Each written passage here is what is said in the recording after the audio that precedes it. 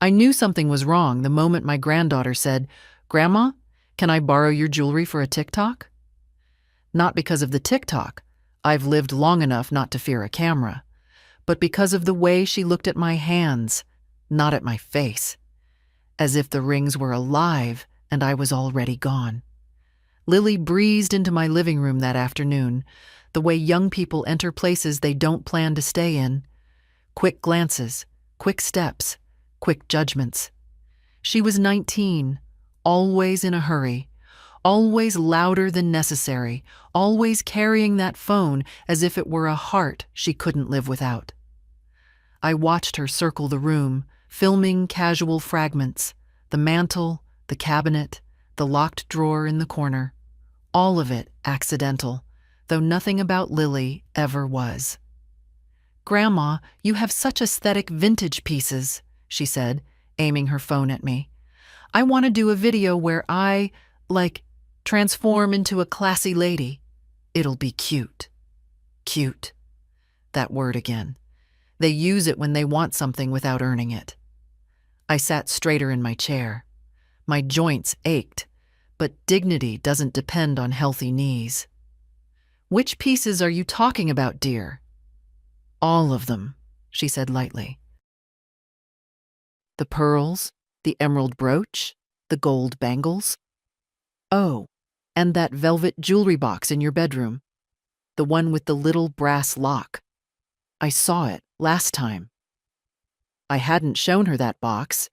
She must have gone through the drawers while pretending to look for a charger. I remember the way she'd wandered down the hall, humming loudly, keeping her phone pressed to her chest as if hiding something behind it. And now she mentioned the one box with actual value. The last things my husband left me. I forced my voice to stay steady, quiet, the way women my age learn to speak when they know the wind is shifting. "Why do you need the box?" She shrugged. "Props. People love shiny stuff in videos." "Please, Grandma. It's not like you wear it." That stung more than she knew. Age shrinks your world enough without someone pointing out what you no longer use. She kept filming as she talked. My carpet, my shelves, even the latch of the cabinet I kept locked. "I'll bring everything back. Promise," she sang, her voice sweet like frosting that hides the taste of something spoiled. "Does your father know you're asking me for these things?" I asked. She rolled her eyes. "Dad doesn't need to know everything. Besides, he said anything you're not wearing is basically meant for me anyway." I exhaled slowly. My son always had a way of giving things away before they were his to offer. Lily moved closer and put a hand on my arm. Her nails were long, sharp, painted a glossy red. "Grandma, don't make this weird. Just let me borrow them. I'll film the unboxing today." Unboxing. How modern, how efficient, how easy it is to package a person's life into content. I looked at her phone. The camera was still on. Recording. Not aimed at me. Aimed at the hallway leading toward the bedrooms. Her intentions weren't hard to read. I may be 78, but there's nothing wrong with my eyesight when it comes to human nature. "Lily," I said softly, "why don't you sit for a moment? Have tea with me." "I can't. I'm late." She stepped back, impatience flickering on her face. "So, can I take the jewelry or not?" I let a small smile touch my lips. A smile I hadn't used in years. One that meant I'd already made a decision. "Come back tomorrow," I told her. "I'll have everything ready." Her eyes lit up with triumph, not gratitude. She didn't even hide it. "Great. Make sure the box is unlocked.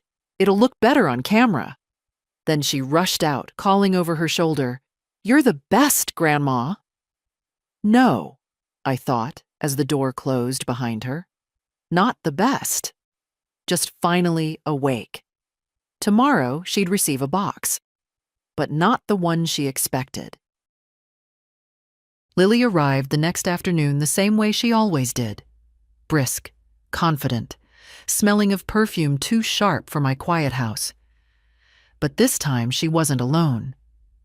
A young man waited outside in the car, the engine still running. I saw him through the curtain. He kept glancing at the front door as if checking how long she'd be. I pretended not to notice. Inside, Lily didn't bother with greetings. "Did you get everything?"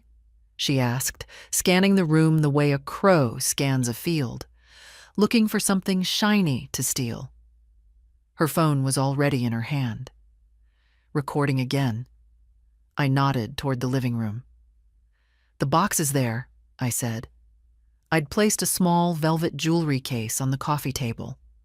Not the real one, of course.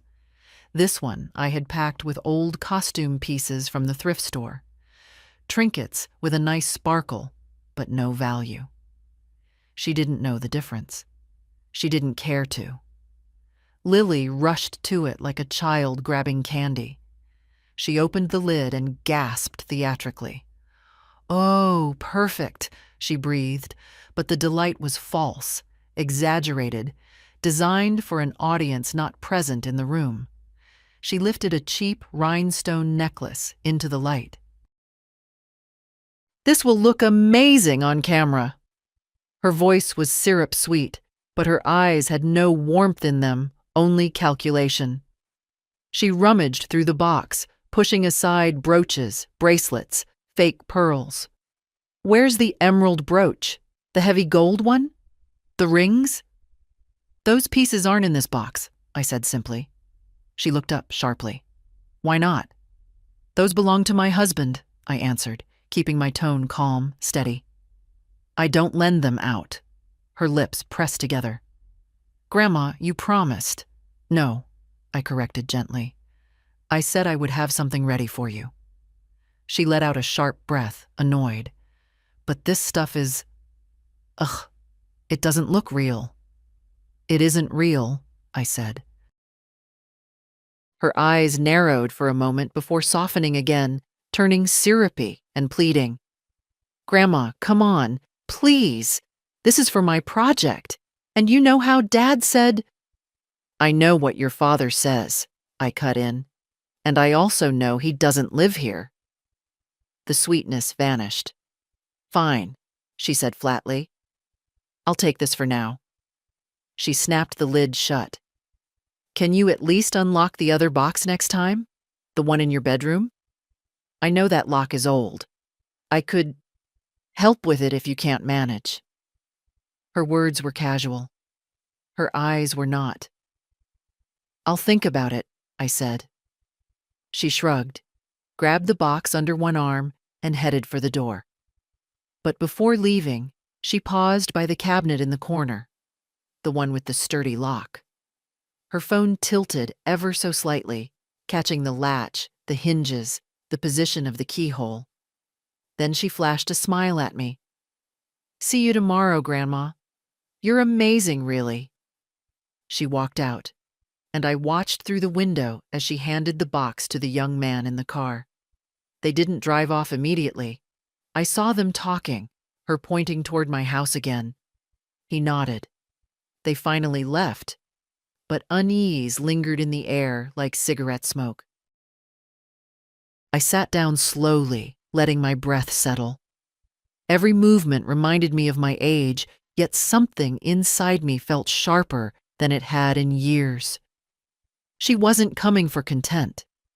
She was coming for what she thought she was owed, and that meant she would be back. I stood and walked to my bedroom. The real jewelry box, the wooden one with the brass lock, sat where it always had. I picked it up carefully and placed it inside the bottom drawer of my dresser, the one with the false back panel my husband built decades ago. Then I reached for the documents folder I kept in my closet. A thin layer of dust had settled on it. It seemed I would need to speak to my lawyer sooner than I thought. But tonight, the house was silent. And in that silence, a decision formed. Clear, firm and long overdue. Tomorrow, she would return with more confidence, and I would be ready to meet her with something far stronger than fear. My son called that evening, though called is a generous word for what it was. His voice came through the phone, rushed, distracted, as if he were driving or typing or doing anything except talking to his mother. "Mom, Lily said you gave her some jewelry today," he began, not even a hello. "I did," I answered. "Some pieces." He sighed, the kind of sigh he'd perfected over the years. Irritated, weary, as if I were a minor inconvenience in a very important life. She was expecting more.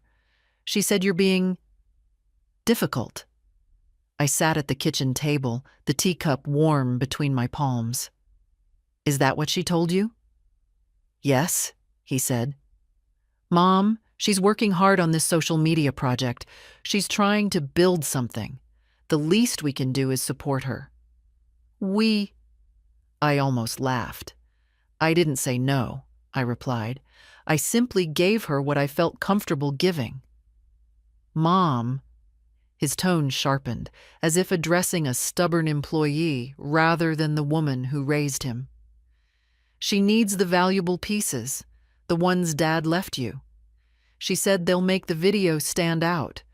That emerald brooch alone."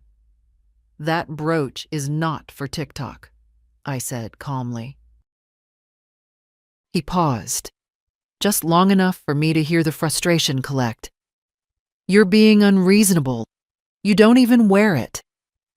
"Not wearing something doesn't mean it belongs to someone else," I answered.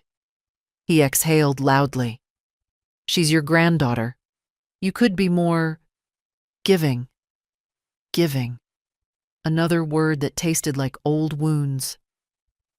"Do you remember the last time Lily visited just to see me?" I asked. "Without a camera? Without wanting something?" He didn't respond.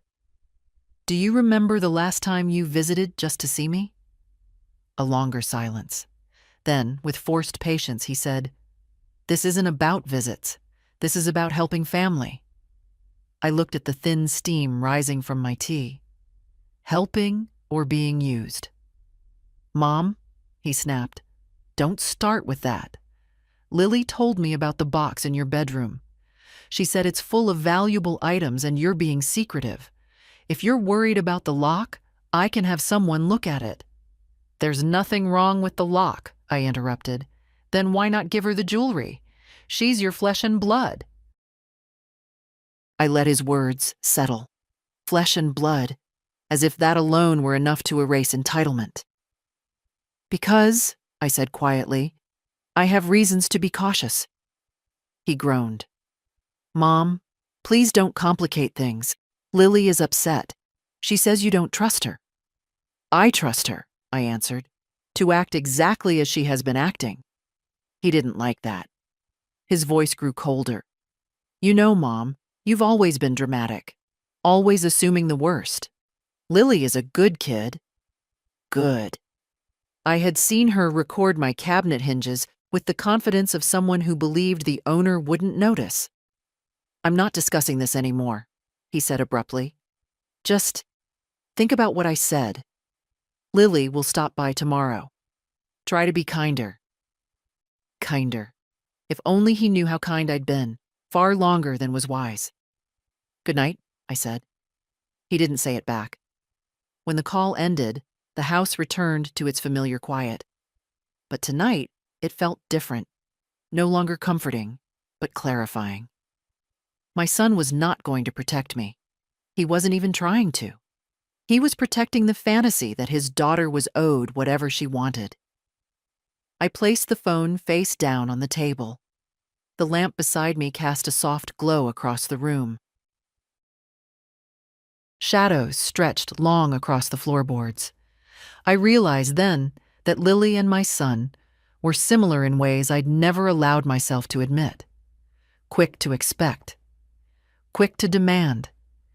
Quick to reshape the world around their desires.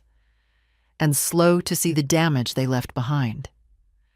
I rose carefully, the stiffness in my back reminding me how slowly the body forgives age. I walked to the hallway closet, pulled out the folder of legal documents, and set it on the table. Tomorrow, before Lily returned, I would speak to my lawyer.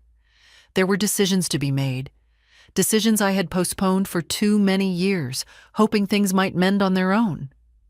But tonight, I let the quiet settle again, familiar and steady. It felt like standing in a doorway between two lives, the one where I endured and the one where I finally said enough. The choice between them no longer felt difficult. It felt necessary. I didn't sleep much that night.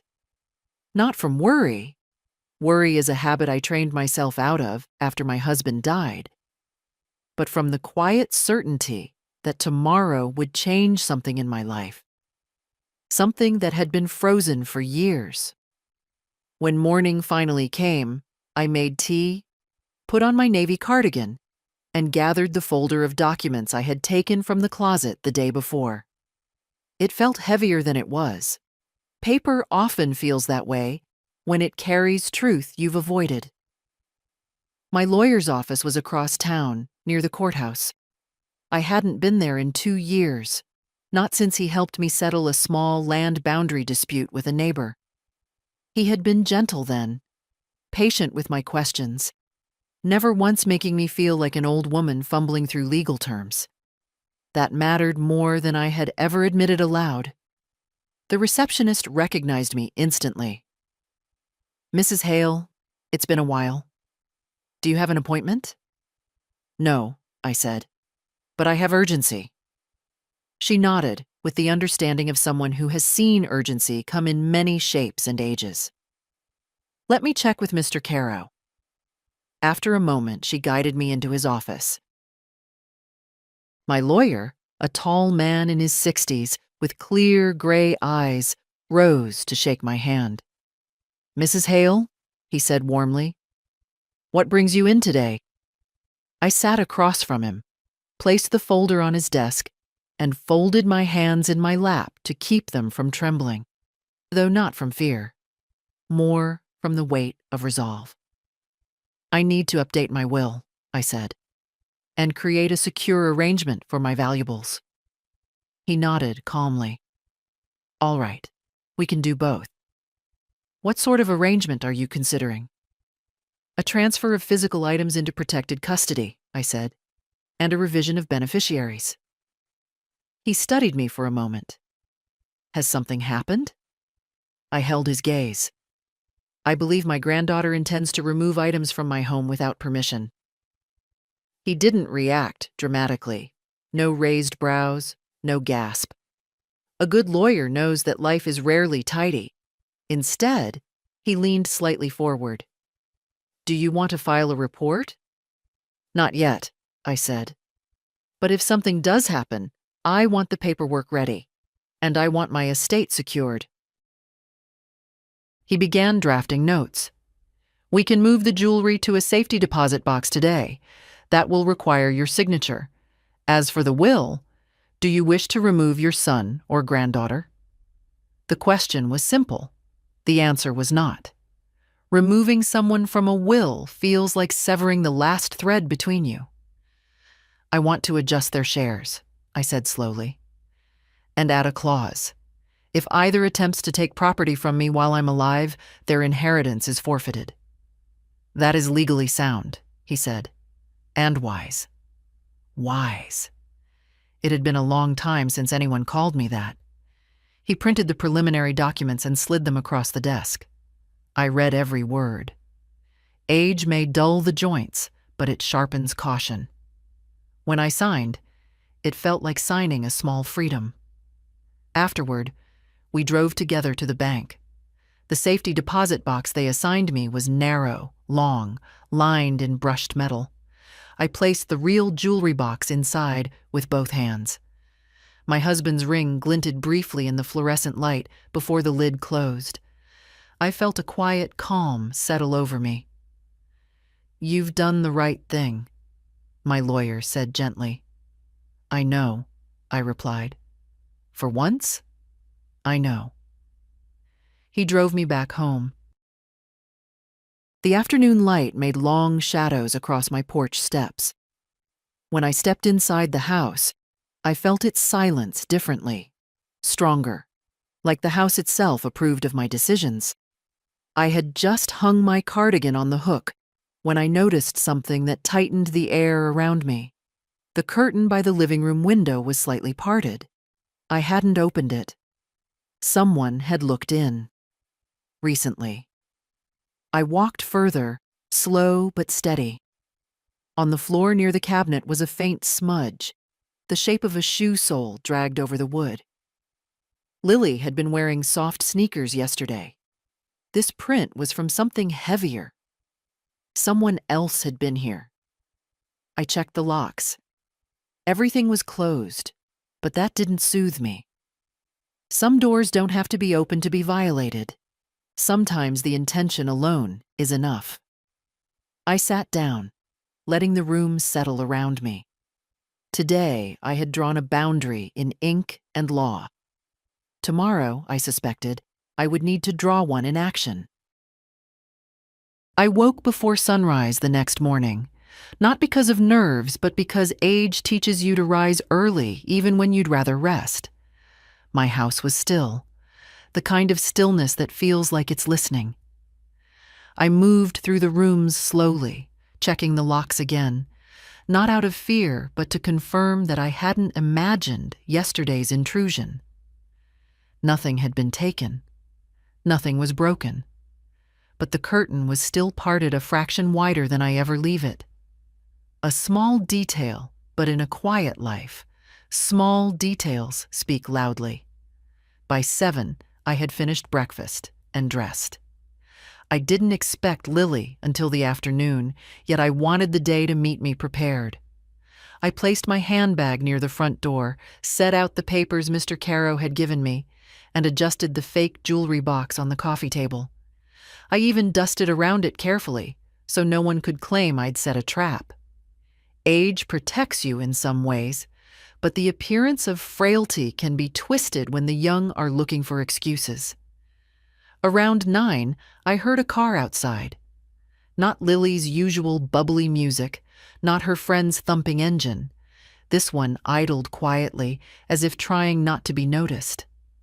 I looked through the window. It was the same young man from before, the one Lily had handed the box to.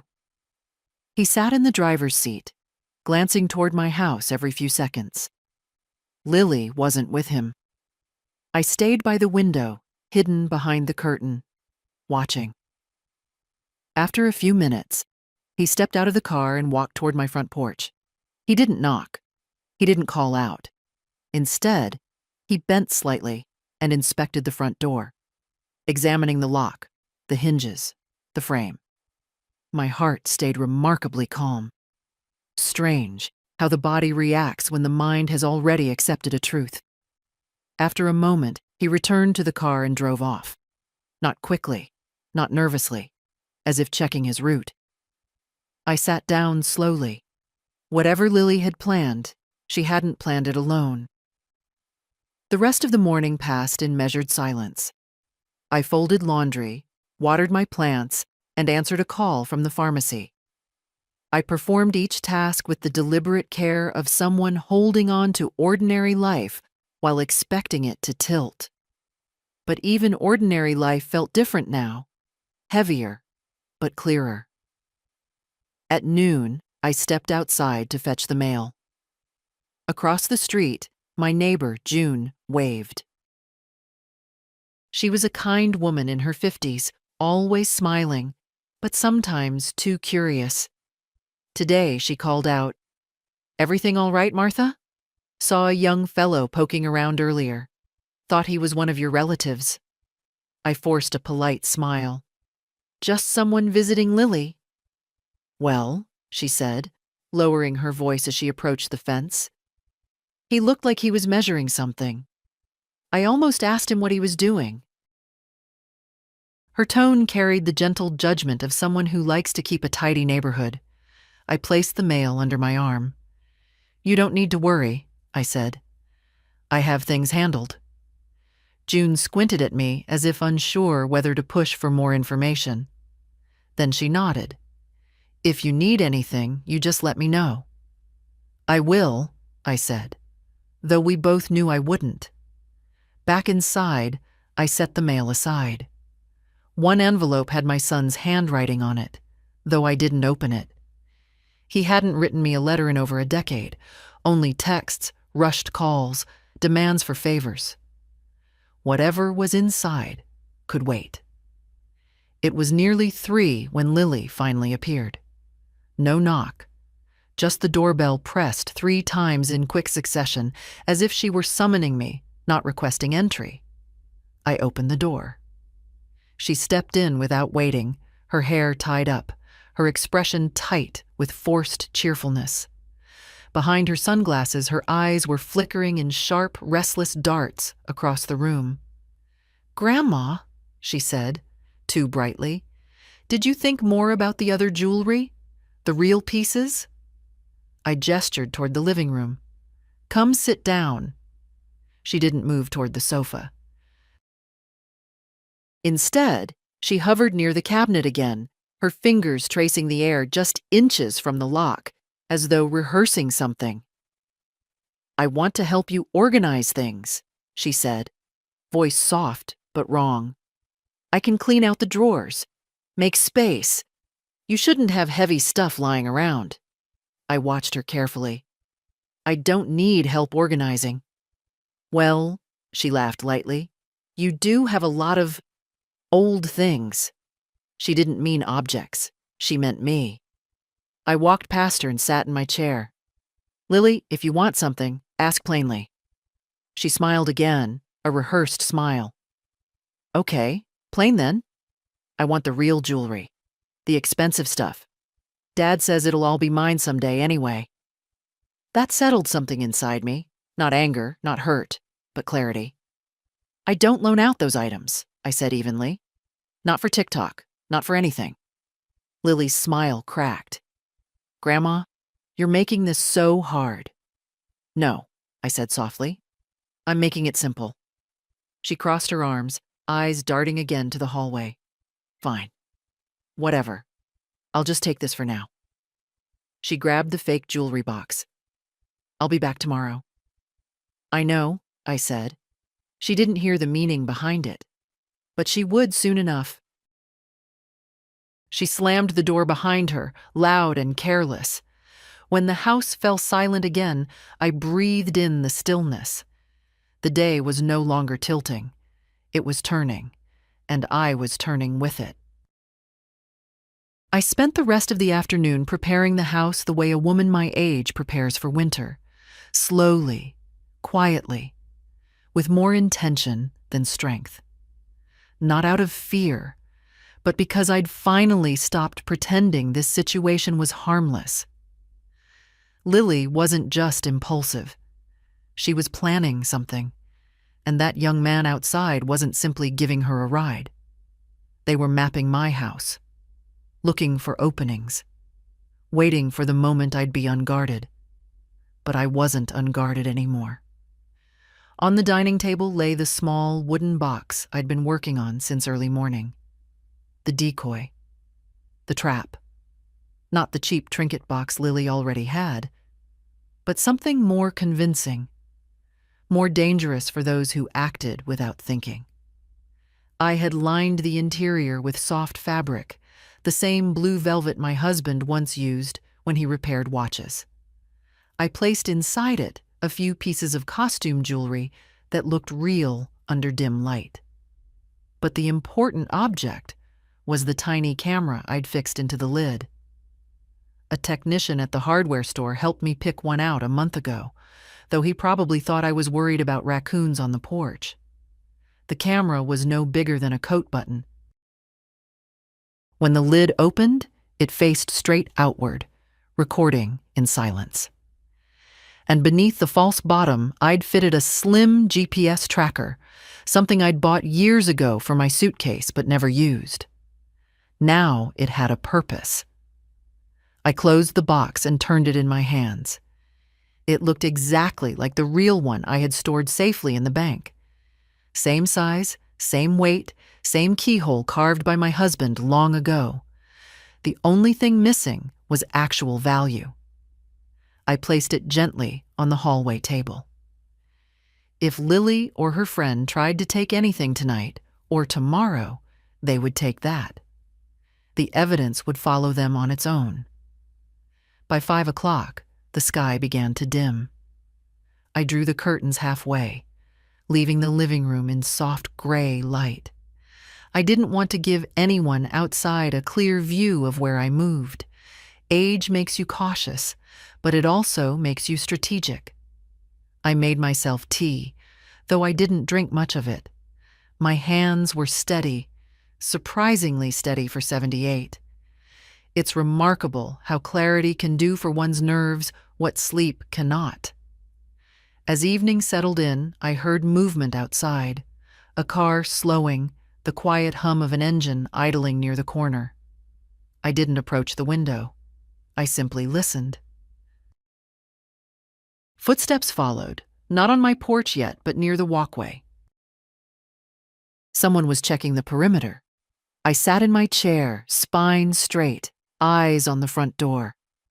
I wasn't the frightened old woman Lily must have imagined. I was a woman who had lived through loss, through bills I couldn't afford, through nights when my husband's breath waned and then vanished beside me. Compared to that, a granddaughter's greed felt small, not painless, but small.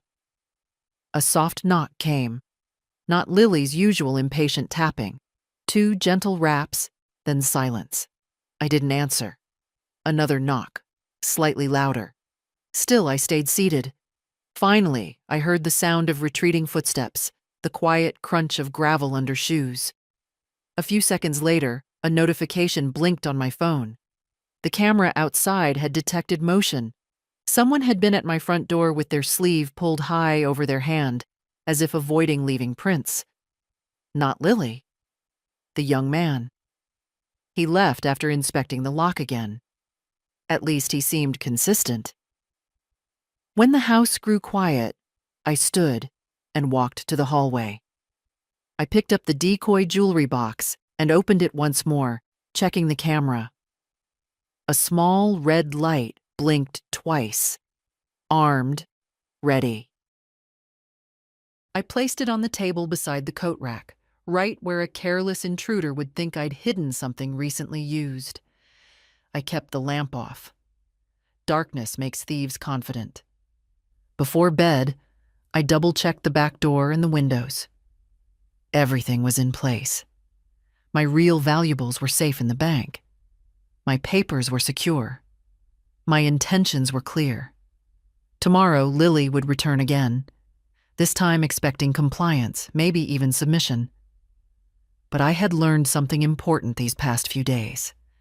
When someone stops seeing you as a person, the only way to protect yourself is to stop playing the role they assigned you. Tonight, my house was quiet. Tomorrow, it would not be. Lily arrived the next afternoon wearing the same bright smile she used whenever she wanted something from me. But her eyes gave her away. They darted around the room before landing on the hallway table where the decoy jewelry box waited. She didn't even greet me. "Grandma, I'm in such a rush today," she said, stepping inside without waiting for permission. "I just need to grab the box and go. I'm filming a whole transformation video tonight. It'll be huge." She reached for the box immediately, her movements quick and practiced, as if she'd rehearsed them. I watched her fingers brush the lid, lightly, almost tenderly, as though she were touching something she believed already belonged to her. "I see," I murmured. "And what exactly will you do with it?" She waved her free hand dismissively. "Just show it off. People love vintage. Oh, and..." She leaned closer. Can you unlock the other box tomorrow? The real one? I know you've got more. Dad said you're being cautious because you're old-fashioned. Old-fashioned? Not careful. Not protective. Just outdated.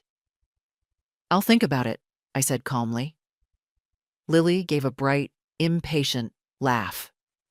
Well, don't think too long. Opportunities move fast, Grandma. Then, as if remembering something, she lifted her phone and tilted the camera toward my hallway. Hold on. I need a quick shot of the aesthetic background. She wasn't filming the background. She was filming the layout. Her voice softened. You know, Grandma, you really don't need all this. I mean, you barely go out. Wouldn't it be better if someone else, someone young, put these pieces to use? I met her gaze. Do you think I owe them to you? She blinked, surprised I'd asked so plainly. Well, eventually, yeah. Dad said. I raised a hand gently. I know what your father says. Her smile thinned. For a moment, she tried another tactic.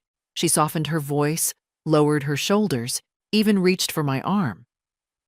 I just want to make pretty things, Grandma. And you always told me to follow my dreams.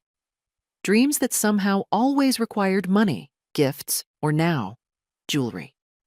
Take the box, I said finally, nodding toward it. If you need it for your video, then take it. Her face brightened instantly. Triumph, not gratitude. I could almost see the calculation behind her eyes. Finally, the old woman is giving in. She hugged me quickly, though her arms barely touched me. Thank you. Seriously, you're the best. She lifted the box, heavier than she expected because of the tracker inside, but she didn't seem to notice. I'll bring it back tomorrow. You won't need to rush, I said quietly. She didn't hear the meaning. She was already halfway out the door. But before leaving, she paused on the porch and looked back at me. Her expression shifting, just for a second, from excitement to something colder, as if checking whether I suspected anything. Then the smile returned. See you tomorrow, Grandma. I watched her run to the car. The young man was waiting behind the wheel. She slid inside, and they drove off quickly, not down the main road, but toward the old industrial area, an odd direction for someone going home. Inside, my house settled back into silence. But now the silence felt different, heavier, expectant. The box was gone. The camera was recording. The GPS would soon start moving, and tomorrow, when she returned, she would come not as a granddaughter, but as someone who believed she had succeeded. That, I thought, is when the truth would begin to show itself. I sat down, folded my hands in my lap, and let the room grow still again. The night ahead would be long, but I had patience. Age gives you that much at least, and patience was exactly what I needed now. That evening, I kept the lamps off. Not out of fear, but because darkness makes it easier to listen. And I needed to listen. Needed to understand what Lily would do now that she believed she had something valuable in her hands. At first, nothing happened. Only the quiet hum of the refrigerator, the steady ticking of the clock on the wall. Then, around 7, the phone in my pocket vibrated. A notification from the GPS app. The tracker inside the decoy box had activated. The little dot moved across the map, slow at first, then with purpose. Not toward Lily's house, not toward her friend's apartment. The route curved toward the old storage units near the industrial edge of town, a place where no one asked questions, and people rented cheap spaces to hide expensive mistakes. I watched the dot travel, my breath steady. There was a time in my life when such a discovery would have broken me, when I'd have cried, begged, blamed myself. But now I simply observed. There's a clarity that only comes when you've lived long enough to see people's patterns more clearly than they see their own. 10 minutes later, the dot stopped moving. It pulsed in place. I set my phone aside. The box was out of my house. The evidence was collecting itself. My role, for now, was only to wait. Outside, a car slowed near my house again. I recognized the muffled rumble of the same engine from earlier that week. I didn't approach the window. Instead, I sat in my chair, hands folded, listening to footsteps approach the porch. A soft metallic sound followed. Someone testing the door handle. The door didn't open. Another attempt. Still nothing. Then a whispered curse from a young male voice. The same man Lily had brought with her before. He lingered there a moment longer, as if weighing whether to push harder before retreating to the car. The engine revved, then faded into distance. He was expecting my house to be empty, expecting I'd be asleep early, expecting that an old woman wouldn't notice what stirred around her. He was wrong on all counts. As the night deepened, I kept the GPS map open beside me. The dot remained still, unmoving inside what must have been one of those storage units.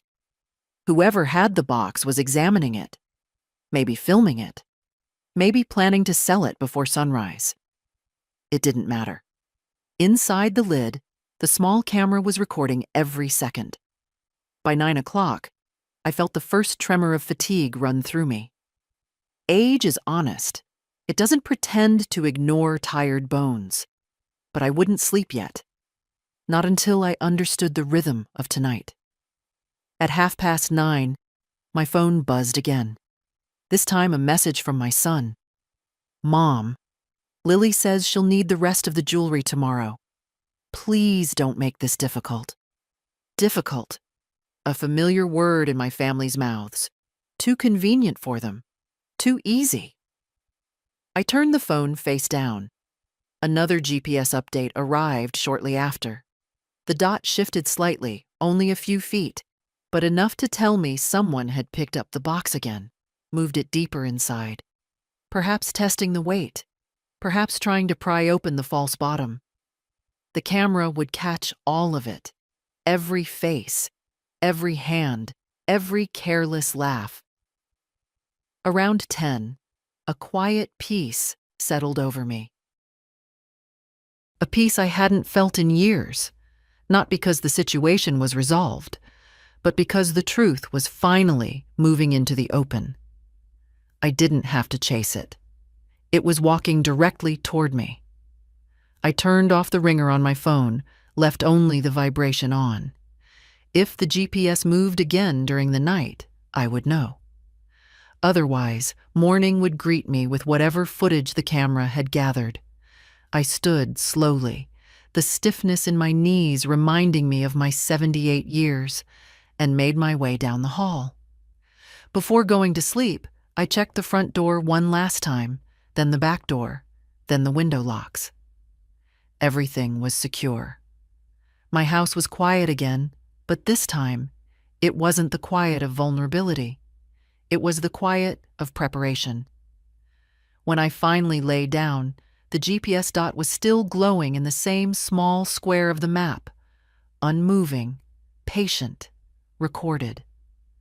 I closed my eyes knowing that by tomorrow, whoever had taken that box would reveal themselves fully, and I would be ready to meet them with open eyes. I woke at first light, the kind of pale, cold light that slips into a house before the day decides what it will become. My phone sat on the nightstand, still showing the GPS map from the night before. The dot hadn't moved. Whoever had the box kept it through the night. Good. The longer they held it, the more evidence the camera gathered. I rose slowly, washed my face, brewed a small pot of tea. My hands felt steady, my breath even. Strange, how certainty makes the body strong in places where youth used to fail. At 8, the first vibration came. A notification from the camera. I opened the app. A new thumbnail appeared. Time stamped at 7:41 a.m. I tapped it. The footage loaded. The image was tilted slightly. The lid of the box opened just enough to reveal a dim, dusty room. Metal shelves, stacked cardboard boxes, graffiti on the far wall, a storage unit, just as I'd suspected. 2 figures moved into view, Lily and the young man. Lily wore the same jacket she'd had on yesterday, but her hair was uncombed, her expression tight and annoyed.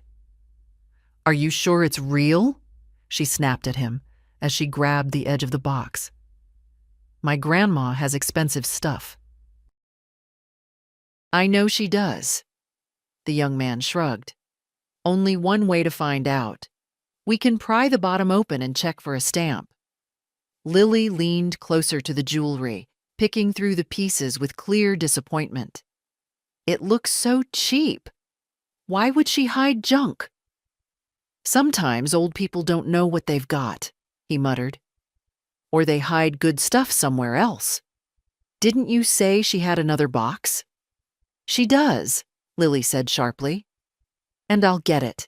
She's getting weaker every year. I just have to keep pushing." I didn't flinch. I didn't even blink.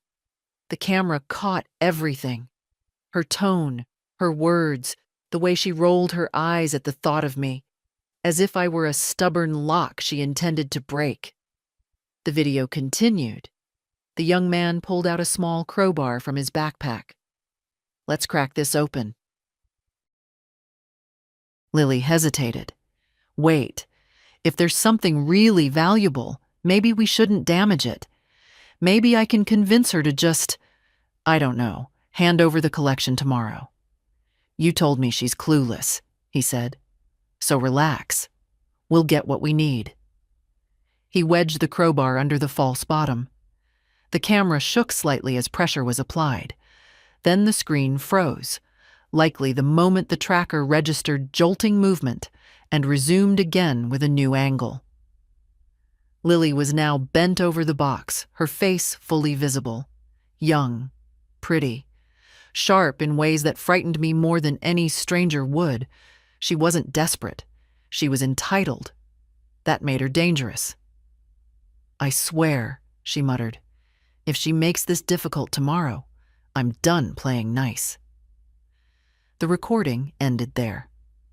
I sat back in my chair, letting the silence of the house settle around me.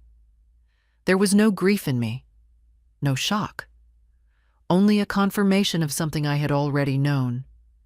Lily didn't see me as a grandmother. She saw me as a locked cabinet. At 10, the GPS dot moved again, slowly, leaving the storage unit and traveling across town. Within minutes, I received another notification. The camera was recording again. I tapped it. This time, the box was in the back seat of the young man's car. The view shook gently with the movement of the road.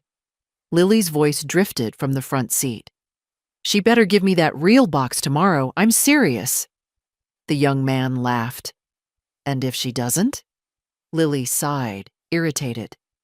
"Then she won't get a choice." The footage ended as the car slowed near my neighborhood. I closed the app and placed my phone on the table, my decision settling into place like a final stone in a long, heavy wall. There was no more wondering, no more hoping, no more explaining their behavior as immaturity or stress or confusion. They had told me exactly who they were. My only task now was to believe them. I folded my hands in my lap and waited for the next step the day would bring. I didn't feel fear, only readiness. By the time the sun reached its highest point, my decision was no longer a thought. It was an action waiting to be taken. I set my teacup aside, picked up my phone, and dialed the non-emergency police line. I spoke clearly, slowly, without dramatics. Age teaches you that steady truth carries farther than trembling fear. "This is Martha Hale," I said. "I need to report suspected theft and provide video evidence." The dispatcher asked a few questions, then told me an officer would come by within the hour. I thanked her and hung up. My hands didn't shake. Not once. Strange how calm a person can be when the truth is finally on their side. I gathered everything: my phone, the printed GPS logs, the documents from my lawyer, and placed them neatly on the dining table. When the doorbell rang, precisely 40 minutes later, I felt no dread, only completion. 2 officers stood on the porch, a woman in her 40s and a younger man with sharp eyes. Their expressions were neutral but attentive. "Mrs. Hale?" the woman asked. "We received your report." I nodded and stepped aside. "Come in." They sat across from me at the dining table. I laid out the evidence in order, page by page, clip by clip. I didn't embellish anything. I didn't soften anything. I simply told them what had happened, what I had recorded, and what I suspected would happen next. The younger officer leaned forward as the video played, brows lifting slightly when he saw Lily's face appear. The woman took notes steadily, her pen moving in precise, even strokes. "Your granddaughter said these things to you directly?" she asked. "No," I answered. "She said them to the camera she didn't know existed." "And the man with her? Do you know him?" "No," I said. "Only that he has visited my property twice, both times without invitation." They exchanged a look, professional, assessing. The woman closed her notebook. "Mrs. Hale, you've done exactly the right thing. The evidence is strong. We'll be opening an investigation today. We'll also recover the box and identify the individuals on the footage." I nodded once. "Good." The younger officer hesitated before adding, "Do you feel safe staying here alone tonight?" I appreciated the question more than I expected. "Yes," I said firmly. "I've taken precautions." He looked at me with a quiet respect I hadn't seen in a long time. Not pity, not condescension. Respect. "We'll patrol the area tonight," he said, "just in case." They stood, thanked me again, and left with the evidence. When their car pulled away, the house felt strangely lighter, emptier, but in a good way, as if something poisonous had finally been carried out. I walked slowly to my chair by the window and sat down. Outside, the street was calm. The air had that clean, open feeling a place gets after a storm, even when no rain has fallen. For years, I'd believed silence kept peace. Now I understood silence had only kept me small. And today? Today was the first time I had chosen otherwise. The officers had been gone less than an hour when my phone rang again. This time it wasn't Lily, nor my son, but Detective Rowan, the woman officer who had taken notes at my table. Her voice was steady, professional, yet there was something careful in her tone, as though she were measuring her words before offering them. "Mrs. Hale, we've reviewed more of the footage," she said. "I'd like to stop by again to clarify a few points. Would that be all right?" "Yes," I answered. "Come whenever you're ready." She arrived 15 minutes later, alone this time. When I opened the door, she removed her hat, almost respectfully, and followed me to the dining room. She didn't sit immediately. She walked a small circle around the room first, taking in the layout, the cabinet, the hallway. Not suspicious, just forming a picture. "Your home is very orderly," she remarked quietly. "At my age," I replied, "order is cheaper than chaos." She smiled faintly, then sat. "I want to go over something you mentioned, about the young man visiting your door. The camera footage confirms he was with your granddaughter earlier, but I'd like to know if you ever interacted with him directly." "No," I said. "He never spoke to me, never knocked properly, only tested the door." Rowan nodded, jotting a note. "That matches the neighbors' statements. Someone across the street reported seeing him leaning close to your porch. They didn't realize he wasn't expected."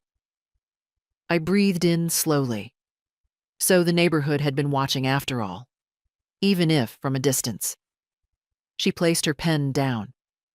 "Mrs. Hale, what you did, gathering evidence, documenting activity, most people your age don't think to do it.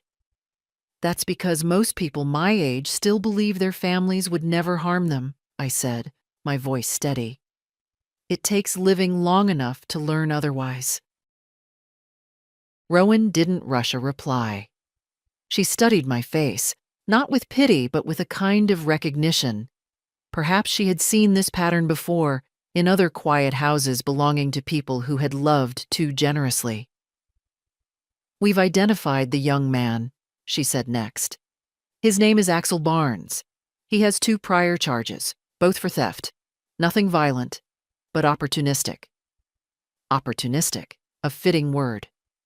"And Lily?" I asked. Rowan folded her hands. "We're treating her as a primary participant. She handled the box, she transported it, she made the statements. The law doesn't excuse someone simply because the victim is their grandmother." I didn't flinch. I'd prepared myself for this truth days ago. "What happens now?" I asked.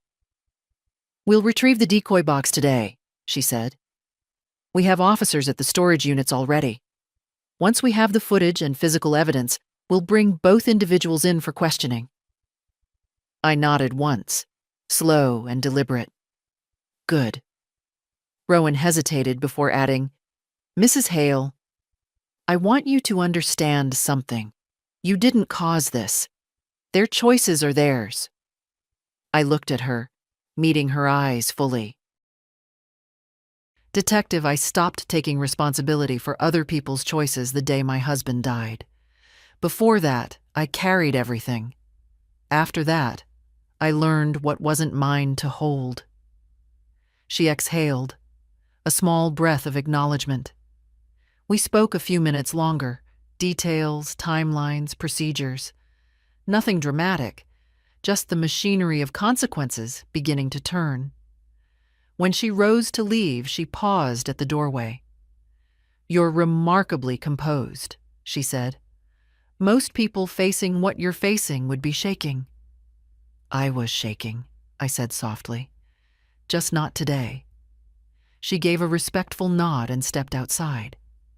When the door closed behind her, the house settled again into its quiet, a quiet that no longer felt heavy, but purposeful. I returned to the kitchen and poured the rest of the tea into my cup.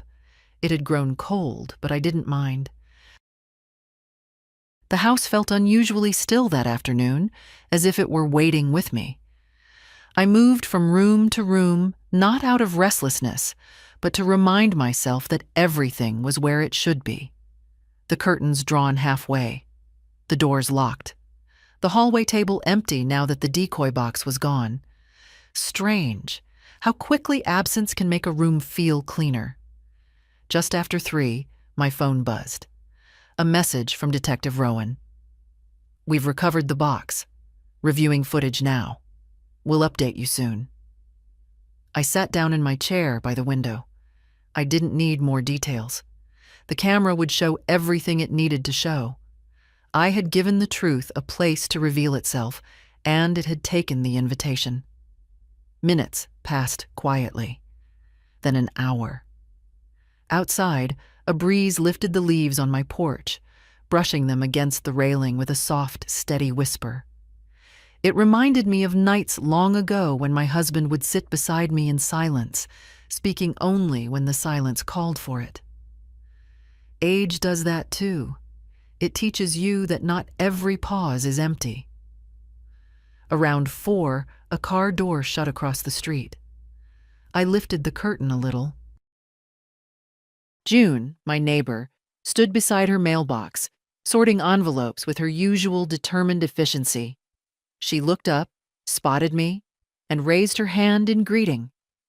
There was concern in her eyes now, subtle, hesitant, but present. She must have noticed the patrol car earlier. I nodded back. She didn't ask questions, and I didn't offer explanations. It was enough. I returned to the dining table and looked at the documents again, the revised will, the notarized statements, the safety deposit forms. Not out of doubt, but out of recognition. These papers weren't evidence of mistrust. They were evidence of boundaries finally drawn with ink instead of hope. Near 5, the phone rang. A call this time, not a message. "Mrs. Hale," Rowan said, "we've finished reviewing the footage. We'll be moving forward. Both individuals will be brought in tonight." Her tone was direct, but not unkind. "Did Lily cooperate?" I asked. "She hasn't been approached yet," Rowan replied. "We want to speak to her with the evidence in hand." I felt no satisfaction in that, only a kind of tired justice. "What should I do?" I asked. "For now, nothing. Stay home. We'll contact you when statements are needed." "Thank you," I said. She paused. "Mrs. Hale, we see cases like this, but rarely with evidence as clear as yours. Your preparation made all the difference." "Preparation," I said quietly, "is what a woman learns when people stop listening to her words." Rowan didn't disagree. The call ended, and the house fell back into its careful stillness. I walked into the kitchen and poured myself a fresh cup of tea. I held it in both hands, letting the warmth soak into my fingers. The light outside had shifted into that soft gold that comes just before evening. I stood there a long time, listening to the familiar creaks of the old floorboards, the faint hum of the refrigerator, the distant sound of a car passing down the street. Ordinary sounds. Steady sounds. The sounds of a life I had kept intact despite the people who assumed it was theirs to rearrange. Tomorrow would bring questions, paperwork, maybe apologies spoken too quickly to mean anything. But tonight, nothing more was required of me. I sat down at the kitchen table and closed my eyes for a moment, letting the warmth of the tea settle in my hands. It was enough for now. Lily showed up just after noon the next day, long before Detective Rowan said the police would contact her. She didn't knock gently or wait patiently. She hammered the doorbell 3 times, then again, louder, as if urgency could disguise fear. When I opened the door, she pushed inside without a greeting. "Grandma, what did you do?" she demanded. Her voice was high, shaky, but her posture was still defiant. Chin lifted, arms crossed, like a child trying to stand taller than her wrongdoing. "I filed a report," I said simply. "The evidence is with the police." Her face tightened. "Evidence? You set me up. You gave me that box on purpose." "I gave you a box," I corrected. "What you chose to do with it was your decision." She let out a frustrated, breathless sound. "You tricked me. You made me look like a criminal." I met her eyes steadily. "I didn't make you anything, Lily. The camera recorded who you already were." That struck her harder than I expected. Her mouth opened, then closed, as if the words she wanted to use couldn't quite find their shape. "You didn't have to call the police," she said, softer now, but not kinder. "You could have just talked to me. You didn't have to ruin my life." "Talk to you?" I repeated. "I tried. You filmed my house instead of listening. You planned to take things that weren't yours. You involved a stranger." She turned away from me, pacing, running her hands through her hair. "You don't understand. You don't get how hard it is right now. Everyone else has everything: views, money, connections. I'm trying, Grandma. I'm trying to build a life. You don't build a life out of someone else's possessions, I said quietly. She spun back toward me. You never support me. Never. You sit here with all your old stuff and expect me to… What? To just wait until you die? The words hung in the air, heavy, unsparing, not accidental. I breathed in slowly. Is that what you've been doing? Her eyes flickered. For a second, I saw the truth, raw and unfiltered, before she hid it behind anger again. I needed help, she snapped, and you chose strangers over your own family. I chose safety, I said, and dignity. She took a step closer, voice trembling. Dad is furious. He said you're blowing everything out of proportion. He said you're confused, that you don't remember things right anymore. There it was, the predictable defense. If an old woman speaks a truth her family doesn't like, call her confused. I lifted my chin slightly. The detectives didn't find me confused. That's because you lied to them, she burst out. Grandma, you know you did. You told them we were stealing from you. You recorded yourself planning it, I said. I didn't have to say anything. She froze. Then the anger drained out of her face, replaced with fear. The kind a young person feels when they realize the world is not as forgiving as they expected. Grandma, please, please fix this. Tell them it was a misunderstanding. Tell them I didn't mean it. I looked at her, really looked, at the pleading eyes, the trembling hands. The desperation that wasn't about remorse, but about avoiding consequences. You meant every word, I said softly. You just didn't expect anyone to hold you to them. Her breath caught, and she stepped back as if the air between us had shifted. I'm your granddaughter, she whispered, as if the word carried inherent absolution. And I am a person, I replied, one you tried to take advantage of. Silence spread between us like a slow, cold tide. Finally, she turned toward the door, not defeated, just cornered. You'll regret this, she said. You don't know what you're starting. I didn't answer. I watched her leave, watched the door close, watched the house grow quiet again. When the silence settled, it wasn't sharp. It was steady, and it felt, for the first time, like mine. Detective Rowan called early the next morning. Her voice was calm, matter of fact, the way professionals speak when the outcome is already decided. Mrs. Hale, we've brought both individuals in for questioning, she said. Your granddaughter arrived with her father. The young man was picked up at his apartment. I closed my eyes briefly. And the statements? Conflicting, she answered. But the footage is clear. The young man admitted to entering your property and attempting to access your door. He claims Lily told him you gave permission. She didn't, I said. We know, Rowan replied. That's why he's facing charges, but likely won't fight them. As for Lily, she's insisting she didn't intend to steal anything. She's describing it as a misunderstanding. I let out a slow breath. The camera shows intention. Yes, Rowan said gently. And that's what matters. She went on to explain the process. An official report, a formal caution, charges appropriate to their roles. Lily was being considered for a plea agreement. First offense, nonviolent, cooperative once confronted. But the intent was there. The planning, the involvement of another person. Those things carry weight, no matter how young the offender. And my son? I asked quietly. He was frustrated, Rowan said. But we made it clear you're not at fault.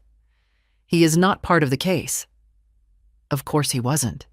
He rarely was, even when he should have been. Rowan ended the call with a promise to update me once the paperwork finished. The moment I set the phone down, the house felt different again. Not lighter, not heavier. Just honest. A quiet place no longer forced to absorb other people's choices.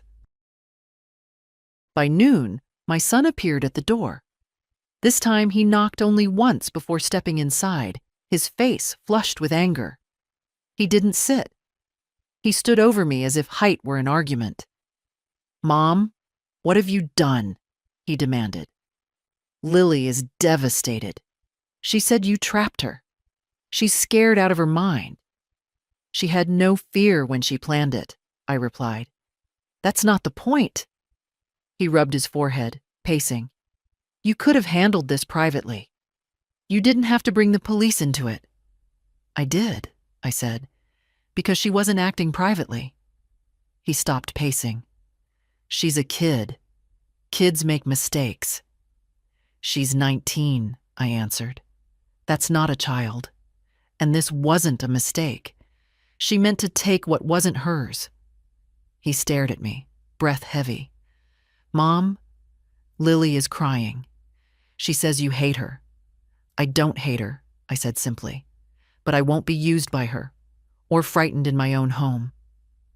His expression shifted, confusion first, then something like disbelief, as if he'd never considered that I might choose myself over them. "You're overreacting," he muttered. "This is embarrassing." "For whom?" I asked. He didn't answer. Instead, his anger thinned into helplessness. "We're family, Mom."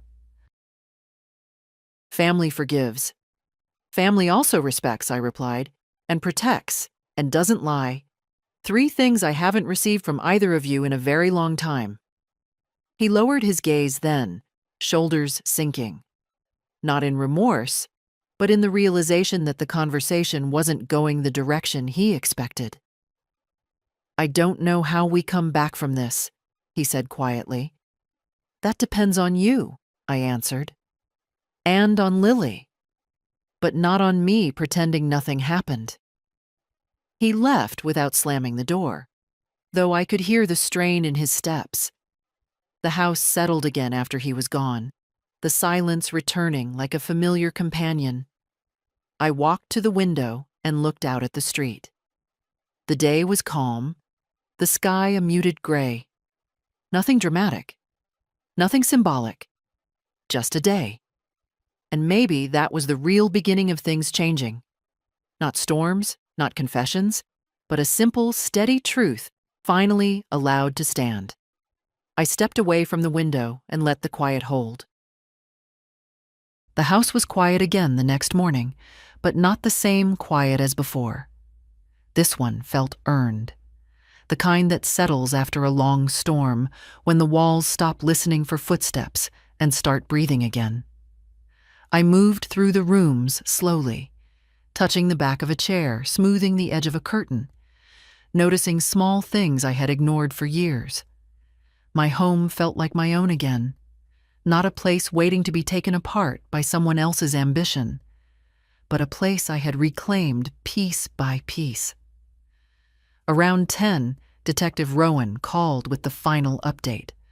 Her voice carried that steady tone that means everything that could be done had been done. "Mrs. Hale, the case is processed," she said. "The young man accepted a plea. Your granddaughter is receiving a conditional sentence, probation, educational hours, restitution for the damage to your property." "I see," I said. "She won't have a record if she completes everything," Rowan added. "She'll be supervised closely." "That is her chance," I replied. "Whether she takes it is not my responsibility." Rowan paused, then said quietly, "You showed remarkable clarity through all this. I hope your family understands what you protected." "I protected myself," I said. "That has to be enough." After she hung up, I stood for a long moment with the phone in my hand. No anger rose in me, no triumph, only a settled truth. I had spent too many years hoping people would treat me the way I treated them. Life doesn't work that way. People take the shape you allow them, and I had allowed far too much for far too long. Near noon, I stepped outside to water my plants. The air was cool, a soft breeze moving the leaves in slow, thoughtful motions. June across the street waved as she loaded groceries into her car. This time, her wave wasn't polite curiosity. It was something warmer. Respect, maybe, or understanding. Inside, I brewed tea and sat at the kitchen table. My husband's chair sat across from me, empty but familiar. I rested my hands around the cup and let the warmth soak into my fingers. The house didn't feel lonely. It felt honest. Later that afternoon, my son called. The conversation was brief. He sounded tired, older than I remembered. "Mom," he said, I don't know what to say." "You don't need to say anything," I replied. "Just do better with her. And with yourself." He was quiet for a long time. "Are you angry with me?" "No," I said. "But I'm done carrying more than what belongs to me." He didn't argue. That was new. He only whispered, "I understand." Though whether he truly did, time would decide. After the call, the house returned to its easy stillness. I sat by the window as the sun softened over the trees. My life hadn't become larger overnight. It hadn't become louder or brighter. But it had become mine again. A woman my age doesn't need dramatic victories. We need dignity. We need space to breathe our own air. And sometimes, the quietest boundary is the one that restores everything we lost without ever meaning to give it away. Evening settled, slow and gentle. I closed the curtains, washed my teacup, turned off the lights. My house, my rules, my peace. And for the first time in many years, I felt entirely, undeniably awake. If this story touched you, stay with me. There are more truths worth telling, quietly, but without fear.